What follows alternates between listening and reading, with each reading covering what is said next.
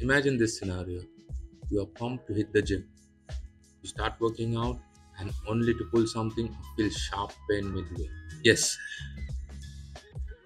we have all been there, and trust me, it's not that fun.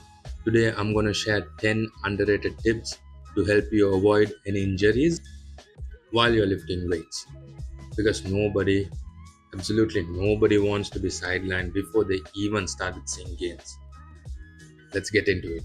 Tip 1: control the eccentric pace or control your negatives. First up, so you are doing your positive, you are just pushing the weight or you're doing your reps. Don't drop the weights like a mic. The eccentric, the negative portion or lowering the weight is where ton of muscle growth happens. It promotes growth more than your positive area. Think about this. If you're rushing through this part, you're missing a huge amount of gains. Instead, take your time, count to 3 as you lower. Go with a lighter weight also. Chances of risk reduces. For example, in a squat, lower yourself nicely and slow and controlled. It's like landing a plane. Smooth descents are much safer than crash landing. Number 2, master your breath. Sounds so simple, yet so difficult. Bad breathing can mess up your form and your back. Here's the deal: exhale during the lift, inhale as you lower. For heavy lift like deadlifts or squats, you can even try holding your breath. There's a method called Valsalva maneuver. I know I might have butchered the name. It's basically you hold your breath and brace your core for support. Think of someone is about to punch you. How would you tense your core? Same thing before that major lifts. It's like having your personal belt. It creates pressure internally and also protect your spine. For certain lifts, you need to be strict. You have to keep your form strict, or else, again, the risk is going to go up. Number 3, treat rest days as active rest. Here's the plot twist: rest days aren't for doing nothing.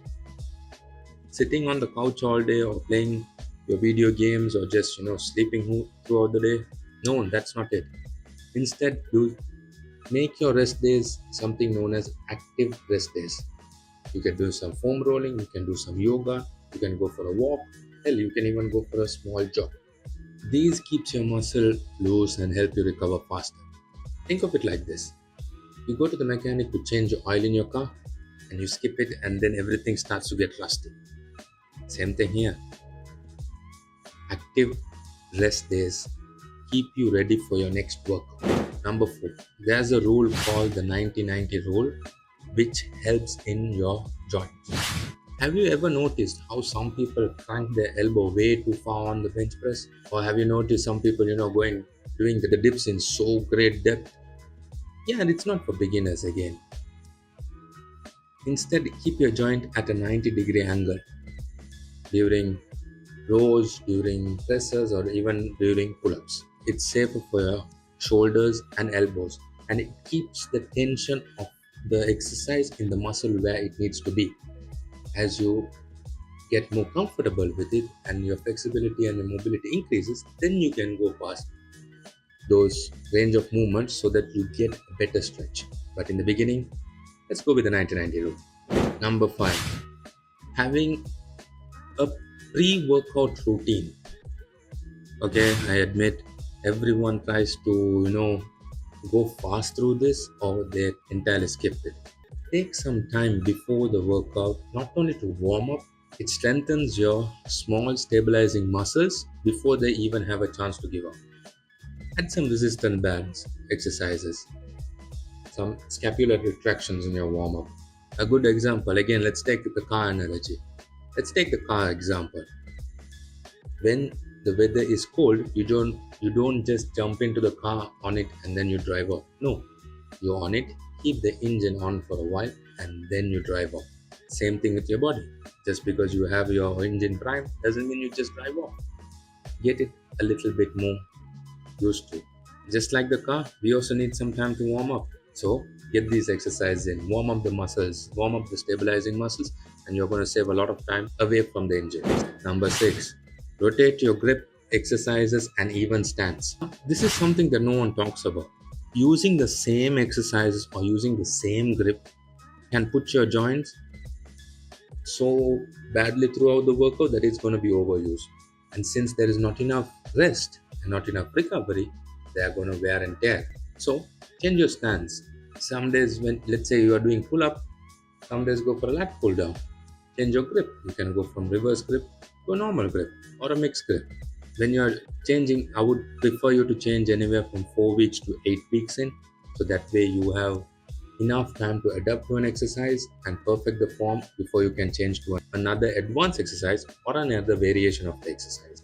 Variety keep your muscle balanced and injury free, like rotating your car to prevent uneven wears. Number 7, not many people does this, but I hope that you do it. Log your workout like a detective, log every single thing that you can see. Workout logs aren't just for tracking gains, they can save you from injury too. Writing down your sets, reps, weight, and even how you feel afterwards. It helps you notice pattern. You might feel certain exercises that they are giving you some pain, while certain exercises, a variation of the exercise might give you a bit of relief. If something feels off, you can adjust it before you can crash and burn. Number 8, add add some isometric holds to your routine. Ever have you ever tried pausing mid lift or just stopping the movement in middle? Isometric holds, like pausing at the bottom of a squat or top of a pull up, forces your stabilizer muscle to work over time. They help you control the weight better and also prevent sloppy form. Adding these pauses builds strength where it counts and also keep injuries away. Number 9. This is for adding weight. There's a 10 something called the 10% rule. Ego lifters ignore this one. This is where ego lifters also get hurt. Adding too much weight or volume too quickly. Follow the 10% rule. Don't increase your total workload by more than 10% every week. So, if you are lifting 50 kilos for squats for 3 sets, don't jump to 70 kilos next week. Your body needs time to adapt. It's like climbing a mountain. You can't sprint to the top.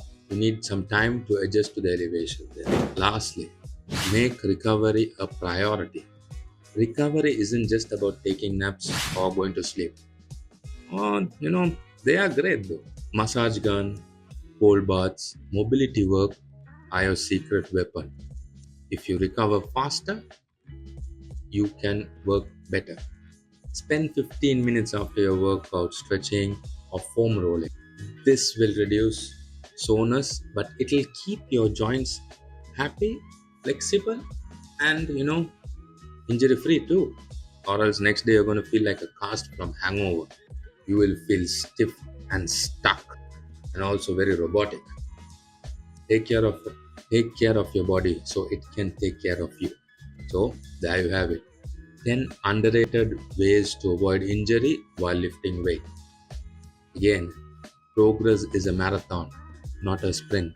If you rush or skip the basic, you're setting yourself for a setback.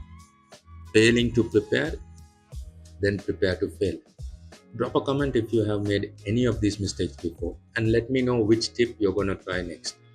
Don't forget, like, subscribe, and please do share. Stay strong, stay safe, and I'll see you on the next one.